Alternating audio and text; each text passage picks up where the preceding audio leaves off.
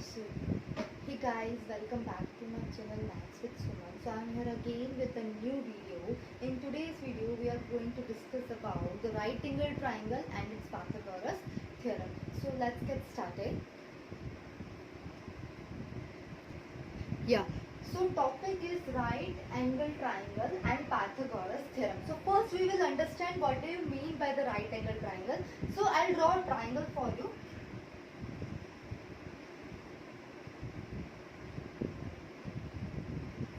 Right angle triangle is a triangle in which one angle is 90 degree. This is the symbol of 90 degree. So right angle is a triangle in which one angle is 90 degree. And suppose this is the triangle ABC. Okay. So one angle is 90 degree. That means the triangle is right angle triangle. And the side opposite, ये angle है. इसके opposite वाली side कौन सी है AC and the side opposite to the triangle is called the hypotenuse. Side opposite to the 90 degree angle, side opposite to the right angle is known as hypotenuse, and these other two sides are called legs, or you can call this, जिसके ऊपर 90 degree बन रहा है वो side होती है base और दूसरी वाली होती है height. Okay, so the right angle triangle is a triangle in which the one angle is 90 degree and the side opposite to the 90 degree is called the hypotenuse. Other two sides are called legs और base और height. आप दोनों को legs भी बोल सकते हो और बेस एंड हाइट भी बोल सकते हो. Okay, so this is about the right angle triangle. Now we will get to know about the Pythagoras theorem.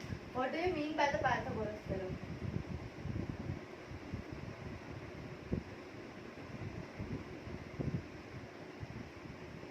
First of all, this Pythagoras theorem is applicable only on the right angle triangle. It is applicable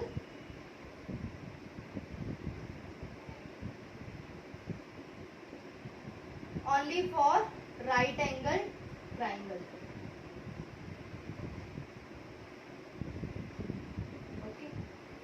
So Pythagoras theorem जो होता है वो सिर्फ किसके लिए use होता है? Right angle triangle. बाकी कोई भी ट्राइंगल के लिए यूज नहीं होगा. ऑब्ट्यूज एंगल ट्राइंगल है, right angle obtuse angle triangle है, एक्यूट एंगल ट्राइंगल है, उनके लिए पाइथागोरस थ्योरम यूज नहीं होता है. It is only applicable for the right angle triangle. So right angle triangle क्या होता है? जिसमें एक एंगल होता है 90 डिग्री और जो एग्जैक्टली ऑपोजिट साइड होती है 90 डिग्री उसको हम बोलते हैं हाइपोटेनस. बाकी की दो साइड्स को आप लेग्स भी बोल सकते हो. जिसके ऊपर 90 डिग्री बन रहा है उस साइड को आप बेस बोल सकते हैं और जो दूसरी अनदर साइड रिमेनिंग उसको हम बोलते हैं हाइट. ठीक है, पाइथागोरस थ्योरम. अब देखते हैं कि ये थ्योरम बोलता क्या है. थ्योरम बोलता है कि राइट एंगल ट्राइंगल में जो हाइपोटेनस होती है उसका स्क्वायर किससे इक्वल होता है? दोनों जो साइड्स होती है बाकी की उसके स्क्वायर के सम के बराबर होता है. दैट मींस बेस का स्क्वायर प्लस हाइट का स्क्वायर. जो हाइपोटेनस का स्क्वायर होता है, square of hypotenuse is equals to sum of square of base and height. और अगर आपको बेस और हाइट नहीं लिखना है तो हम दोनों को लेग्स भी बोलते हैं, तो आप ये भी लिख सकते हो sum of square of legs, sum of square of legs. Okay, so this is what Pythagoras theorem says.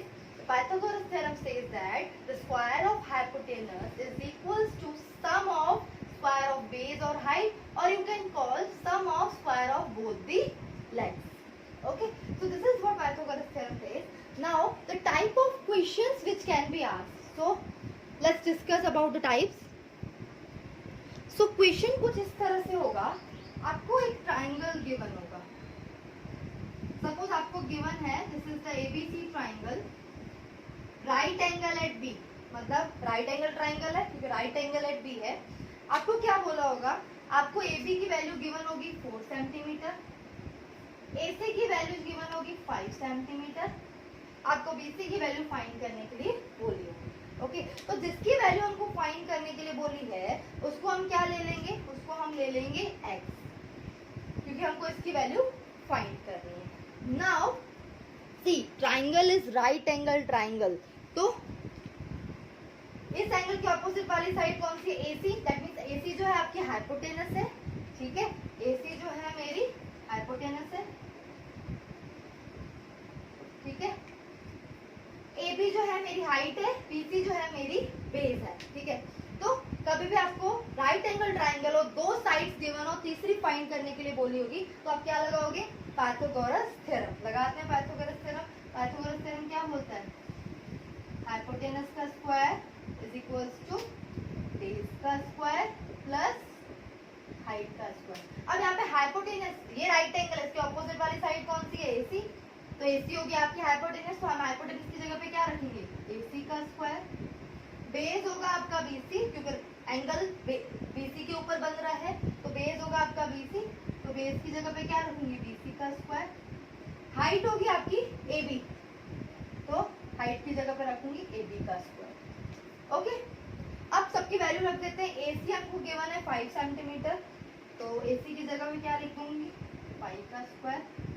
BC मुझे फाइंड करना है, मैंने इसलिए उसको वहाँ पे x लिया है, तो BC की जगह पे रखूंगी x का स्क्वायर। AB मुझे गिवन है 4 सेंटीमीटर, तो AB की जगह पे रखूंगी 4 का square. Okay, I hope it is clear. अब इसको फाइंड सॉल्व कैसे करना है, 5 का स्क्वायर, स्क्वायर मीन्स उस नंबर को 2 बार मल्टीप्लाई करना है। तो 5 का स्क्वायर मतलब 5 इंटू 5, 5 5 का क्या होता है 25। किसी का भी स्क्वायर फाइंड करने के लिए बोला हो तो आप उस नंबर को कितनी बार मल्टीप्लाई करेंगे, 2 बार मल्टीप्लाई करेंगे। सो 5 का square is 25, this is x का स्क्वायर। 4 का स्क्वायर मतलब 2 बार 4 को मल्टीप्लाई करेंगे, तो 4 मल्टीप्लाई बाय 4 क्या होगा, 16। ओके, अब मुझे x की वैल्यू फाइंड करनी है, तो 16 प्लस का है, सामने जाएगा तो क्या हो जाएगा, माइनस हो जाएगा। तो 25 minus 16 is equals to x का स्क्वायर। ओके, अच्छा 25 माइनस 16 क्या होता है, 9 इज इक्वल्स टू x का स्क्वायर। सी, हमको जो ये 9 वैल्यू मिली है वो किसकी, x स्क्वायर की। हमको क्या फाइंड करनी है, वैल्यू x की। तो अच्छा मुझे ये बताओ 9 किसका स्क्वायर है, 3 का स्क्वायर बोल सकती हूँ मैं, 9 की जगह पे लिख सकती हूँ 3 मल्टीप्लाई बाय 3, 3 3 जा 9 होता है, तो मैं बोल सकती हूँ ये 3 का स्क्वायर है 9, 2 बार 3 है मतलब 3 का स्क्वायर। तो 9 की जगह पे मैं क्या लिखूंगी, 3 का square is equals to x का स्क्वायर। अब ये स्क्वायर स्क्वायर सामने सामने कट जाएगा, तो x की वैल्यू मुझे क्या मिली, 3 सेंटीमीटर। दैट मीन्स BC मुझे कितना मिला, 3 centimetre. Okay, so these are the questions which you can which you will find in this topic. We will take one more example, so let's go through it. Okay, so what second question says, PQR is a triangle right angle at P. तो पहले हम एक figure बना देते हैं।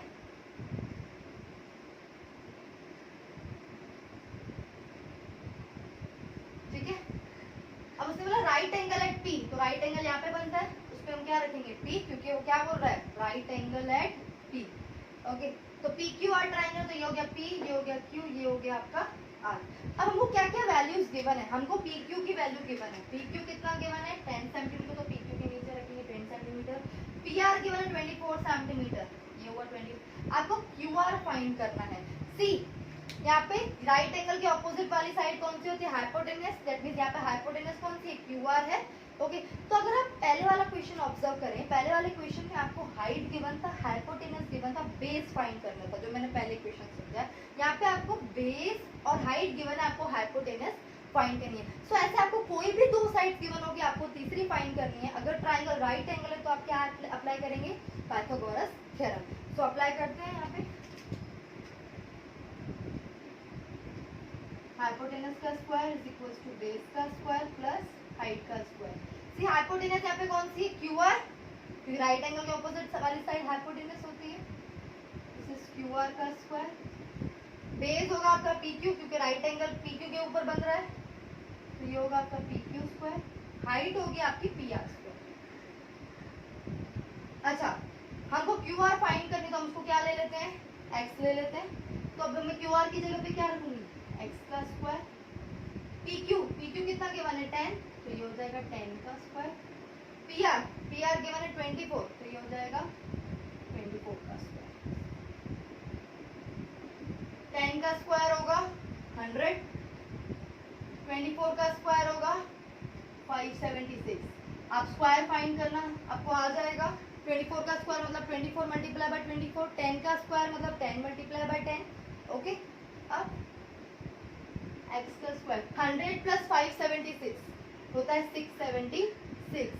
तो again अब हम देखते हैं 676 किसका स्क्वायर है, फाइंड करते हैं। देखो 24 का स्क्वायर है 576, दैट मीन्स 24 से तो बड़ा ही होगा, तो 26 से मल्टीप्लाई करते हैं।